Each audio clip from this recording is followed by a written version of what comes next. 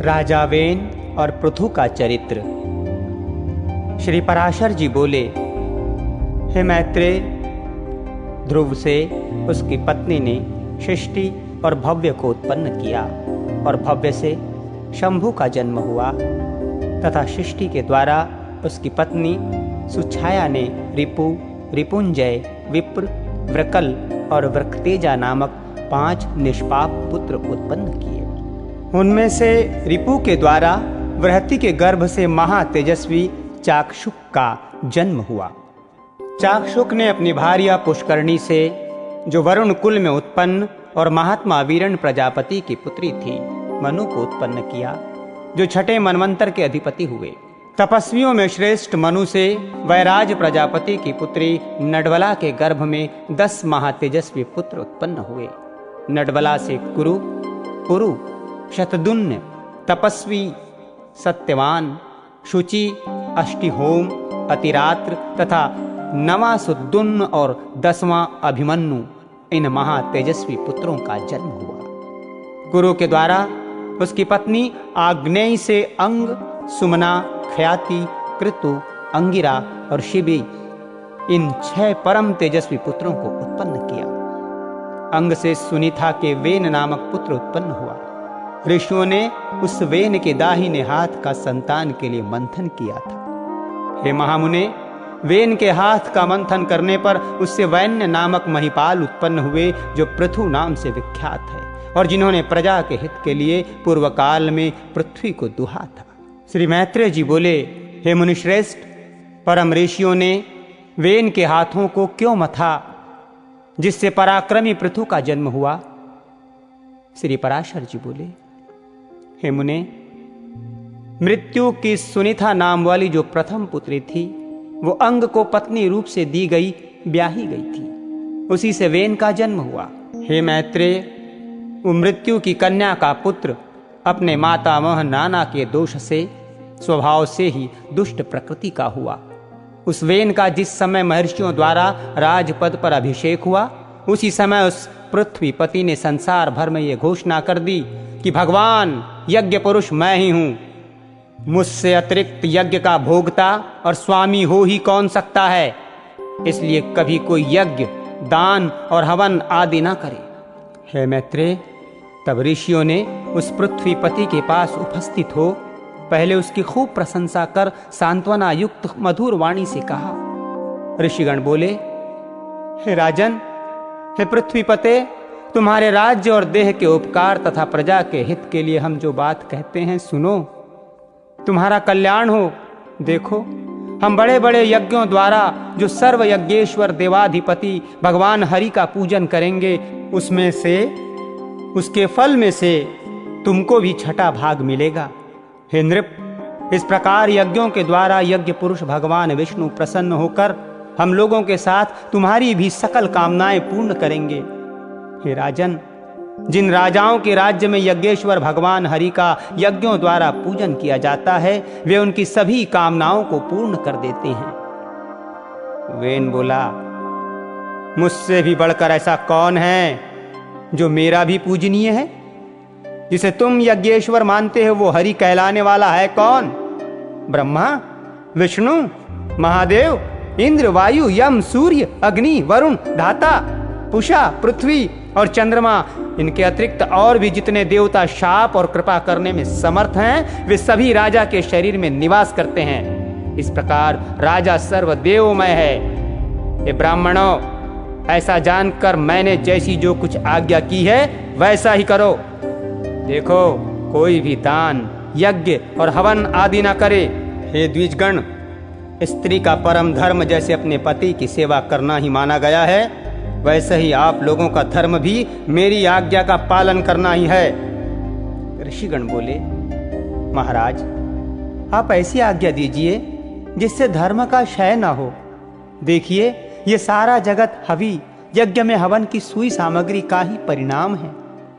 श्री पराशर जी बोले, महर्षियों के इस प्रकार बारंबार समझाने और कहने सुनने पर भी जब वेन ने ऐसी आज्ञा नहीं दी, तो वे अत्यंत क्रुद्ध और अमर्ष युक्त होकर आपस में कहने लगे, इस पापी को मारो, मारो इसको आप, जो अनादि और अनंत यज्ञ पुरुष प्रभु विष्णु की निंदा करता है। वो अत्याचारी, अनाचारी, किसी प्रकार पृथ्वीपति होने के योग्य नहीं है। ऐसा कह मुनिगणों ने भगवान की निंदा आदि करने के कारण पहले ही मरे हुए उस राजा को मंत्र से पवित्र किए हुए कुशाओं से मार डाला।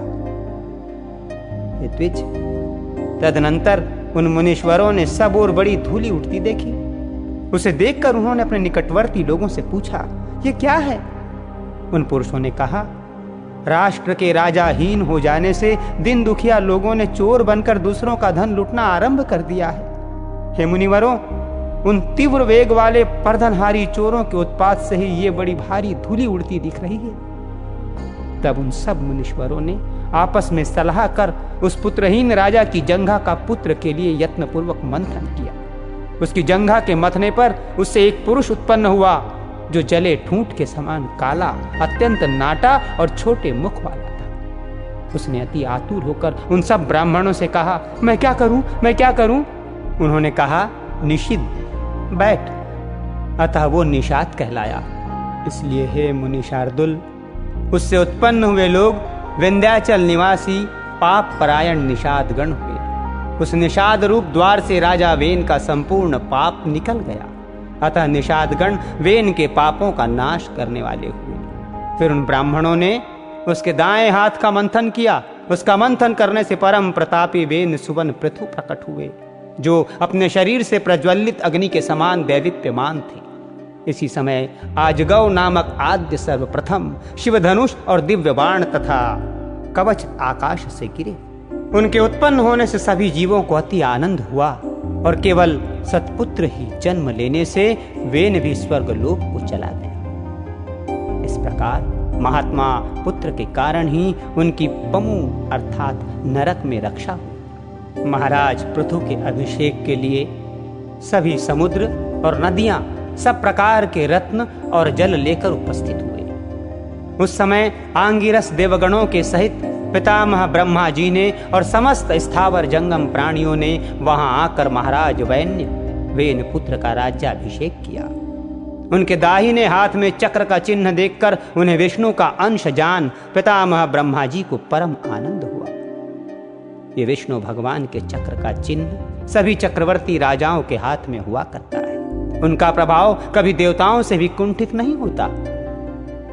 इस प्रकार महातेजस्वी और परम प्रतापी वेन पुत्र धर्म कुशल महानुभावों द्वारा विधि पूर्वक अति महान राज राजेश्वर पद पर अभिषिक्त हुए।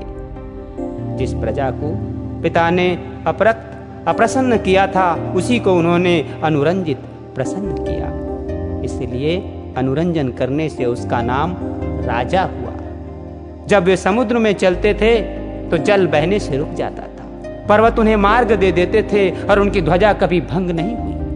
पृथ्वी बिना जोते बोए धान्य पकाने वाली थी, केवल चिंतन मात्र से ही अन्न सिद्ध हो जाता था और गौ में कामधेनु रूपा थी और पत्ते पत्ते में मधु भरा रहता था। राजा पृथु ने उत्पन्न होते ही पैतामह यज्ञ किया। उससे सोमाभिषव के दिन सूति सोमाभिषव भूमि से महामती सुत की उत्पत्ति हुई। उसी महायज्ञ में बुद्धिमान मागध का भी जन्म हुआ। तब मुनिवरों ने उन दोनों सुत और मागधों से कहा, तुम इन प्रतापवान वेन पुत्र महाराज पृथु की स्तुति करो। तुम्हारे योग्य यही कार्य है और राजा भी स्तुति के ही योग्य हैं। तब उन्होंने हाथ जोड़कर सब ब्राह्मणों से कहा, ये महाराज तो आज ही उत्पन्न हुए हैं।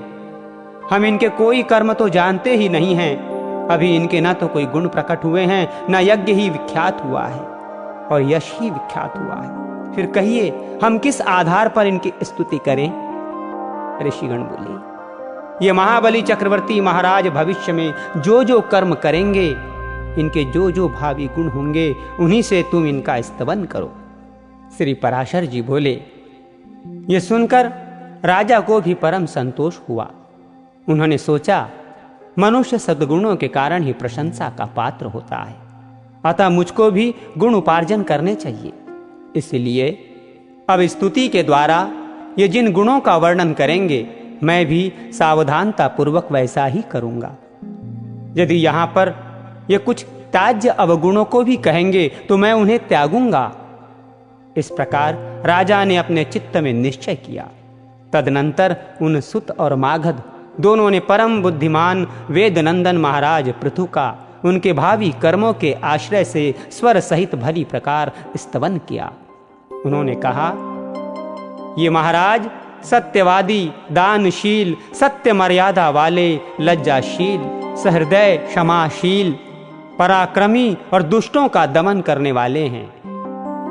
ये धर्मज्ञ, कृतज्ञ, दयावान, प्रियभाषी, माननीयों को मान देने वाले, यज्ञपरायण, ब्रह्मण्य, साधु समाज में सम्मानित और शत्रु तथा मित्र के साथ सम्मान व्यवहार करने वाले हैं। इस प्रकार सुत और मागध कहे हुए गुणों को उन्होंने अपने चित्त में धारण किया और उसी प्रकार के कार्य किए।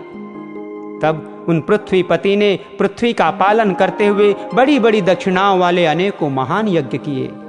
अराजकता के समय औषधियों के नष्ट हो जाने से भूख से व्याकुल हुई प्रजा पृथ्वीनाथ पृथु के पास आई और उनके पूछने पर प्रणाम करके उनसे अपने आने का कारण निवेदन किया। प्रजा ने कहा, हे प्रजापति नृपश्रेष्ठ, अराजकता के समय पृथ्वी ने समस्त औषधियों को अपने में लीन कर लिया है, अतः आपकी संपूर्ण प्रजा क्षीण हो रही है।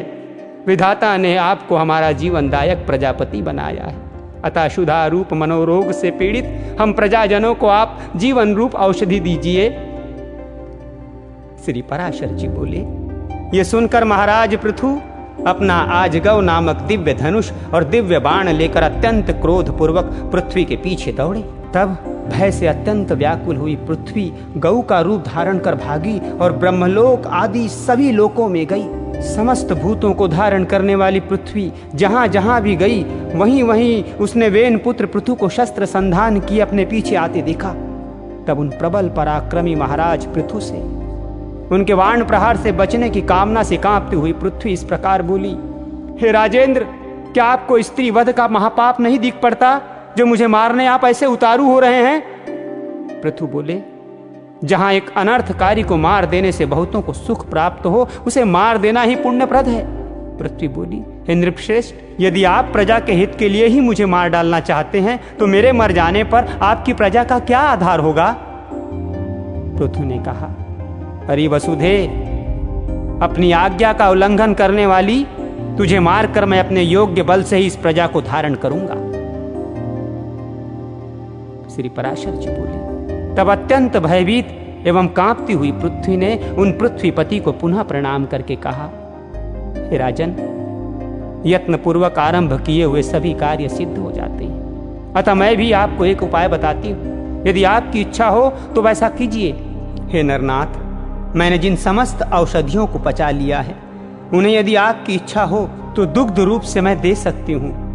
अतः हे धर्मात्माओं में श्रेष्ठ महाराज, आप प्रजा के हित के लिए कोई ऐसा वत्स बछड़ा बनाइए जिसके वात्सल्यवश में मैं उन्हें दुग्ध रूप से निकाल सकूं, और मुझको आप सर्वत्र समतल कर दीजिए जिससे मैं उत्तमोत्तम औषधियों के बीज रूप दुग्ध को सर्वत्र उत्पन्न कर सकूं। श्री पराशर जी बोले, तब महाराज पृथु ने अपने धनुष की कोटि से सैकड़ों हजारों पर्वतों को उखाड़ा और उन्हें एक स्थान पर इकट्ठा कर दिया। इससे पूर्व पृथ्वी के समतल न होने से पुर और ग्राम आदि का कोई नियमित विभाग नहीं था। हे मैत्रेय, उस समय अन्न, गोरक्षा, कृषि और व्यापार का भी कोई क्रम न था। ये सब तो वेन पुत्र पृथु के समय से ही आरंभ हुआ है। हे द्विजोत्तम, जहां जहां भूमि समतल थी वहीं वहीं पर प्रजा ने निवास करना पसंद किया। उस समय तक प्रजा का आहार केवल फल मूलादि ही था, वो भी औषधियों के नष्ट हो जाने से बड़ा दुर्लभ हो गया था।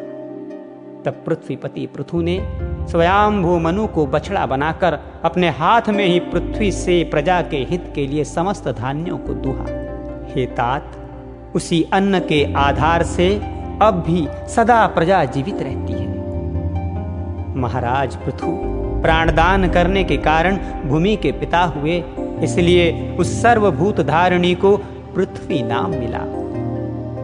हे मुने, फिर देवता, मनु, दैत्य, राक्षस, पर्वत, गंधर्व, सर्प, यक्ष और पितृगण आदि ने अपने अपने पात्रों में अपना अभिमत दूध दुहा और दुहने वालों के अनुसार उनके सजातीय दोग्धा और वत्स आदि हुए। इसीलिए विष्णु भगवान के चरणों से प्रकट हुई ये पृथ्वी ही सबको जन्म देने वाली, बनाने वाली तथा धारण और पोषण करने वाली है। इस प्रकार पूर्व काल में वेन के पुत्र महाराज पृथु ऐसे प्रभावशाली और वीर्यवान हुए, प्रजा का रंजन करने के कारण वे राजा कहलाए। जो मनुष्य महाराज पृथु के इस चरित्र का कीर्तन करता है उसका कोई भी दुष्कर्म फलदायी नहीं होता। पृथु का ये अति उत्तम जन्म वृत्तांत और उनका प्रभाव अपने सुनने वाले पुरुषों के दुःस्वप्नों को सर्वदा शांत कर